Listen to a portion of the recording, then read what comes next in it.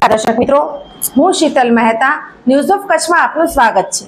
આજે તારીખ 20 જુલાઈ 2024। જોઈએ આજના સમાચાર। સોફ Kutch power by Opal electronics, LG best shop, Vijaynagar road Bhuj, Rambag road Adipur.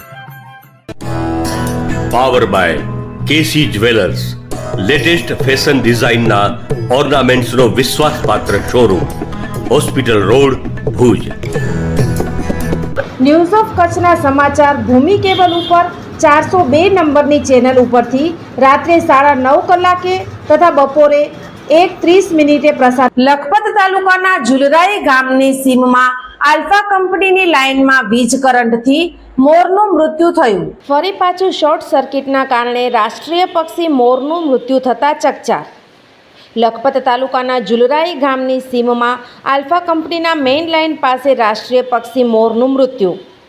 Main લાઇનમાંથી વીજળી સપ્લાય કરવામાં આવે છે એ જ મોટા પોલ થાંભલામાં કનેક્શન આપવામાં આવ્યું છે, જ્યાં શોર્ટ લાગતા રાષ્ટ્રીય પક્ષી મોરનું મૃત્યુ થતાં ચકચાર પ્રસરી છે।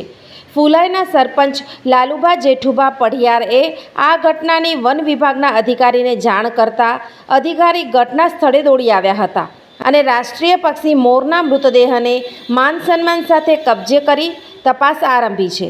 આ જ વિસ્તારમાં અઠવાડિયામાં ત્રીજી વખત આ કરુણ ઘટના બની છે।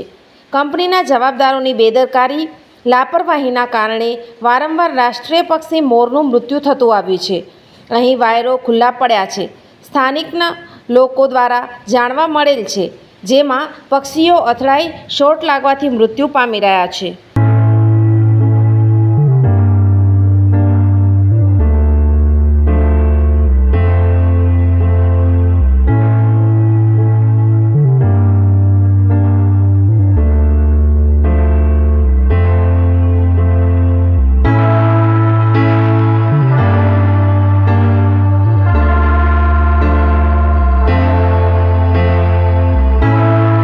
દાદા, તમે મને લેવા કેમ ના આવ્યા? બેટા, દાદાની તબિયત ખરાબ છે। તેમને સખત તાવ, માથાનો દુખાવો અને ઉલટીઓ થઈ રહી છે। બાળકો, મેલેરિયા ખતરનાક બીમારી છે જે માદા એનોફિલિસ મચ્છરના કરડવાથી થાય છે। ઠંડીની સાથે ધ્રુજારી, તાવ, માથાનો દુખાવો, ઉલટી વગેરે।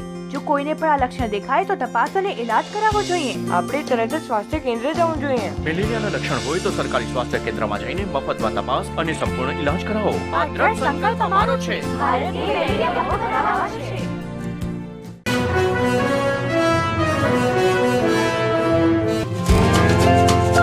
11 જુલાઈ વિશ્વ વસ્તી દિનની ઉજવણી।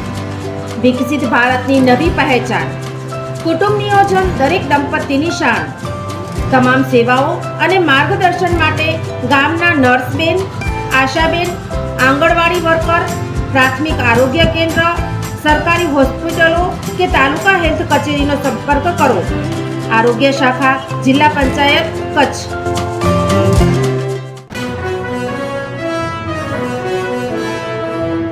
દર્શક મિત્રો, આ હતા આજના સમાચાર।